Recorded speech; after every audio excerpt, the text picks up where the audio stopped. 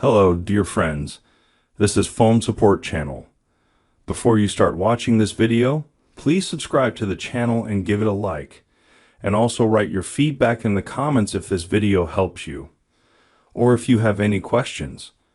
Thank you.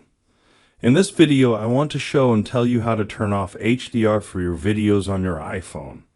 If you don't need HDR in your videos, I'll show you how to disable this feature. To do this, you go into your iPhone settings. Go down and find the item, Camera. Next, you need to tap Record Video. And here you just disable the item, HDR Video. And after that, the HDR effect will not work. As you can see, this is a very simple and quick way. Done. There is nothing complicated.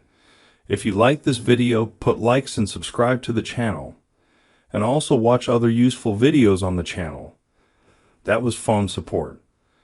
Bye. See you later.